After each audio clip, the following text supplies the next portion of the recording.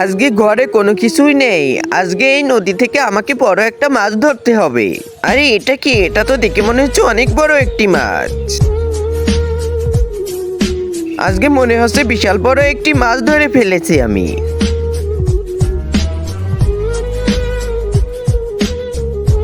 আরে বাবা, এটা আবার কি? এটা তো কোনোভাবেই তুলতে পারি না, যেভাবেই হোক কষ্ট করে তুলতে হবে। বন্ধুরা, এই ছোট পিঁপড়াটিকে দেখুন, আল্লাহর নামটি কত যত্ন সহকারে নিয়ে যাচ্ছে। সুন্দর মুহূর্তের জন্য চ্যানেলটি তো সাবস্ক্রাইব করাই যায়। হ্যাঁ ভাই, তোমার কাজটা কত দূর হয়েছে? এখনো তো কাজটা শেষ হয়নি সাহেব, এখনো 3-4 দিন সময় লাগবে।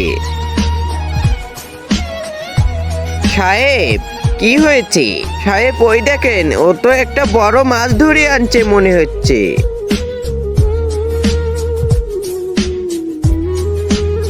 এটা খুলে দেখতে হবে এর ভিতরে কি আছে। এর ভিতরে কি থাকতে পারে, চল দেখতে হবে আমাদের। এ তো মনে হচ্ছে অনেক ভারী, এটা কিভাবে নিয়ে যাব এখন বাড়ি? ওই ওখানে দাঁড়াও, কি হচ্ছে তোমার? জানি না কি হচ্ছে, এর ভিতরে কি আছে আমি দেখিনি। চল এটা দে, আমরা দেখতেছি কি আছে। এই ভাই, এটা আমার, আমি কেন আপনাদের দিব?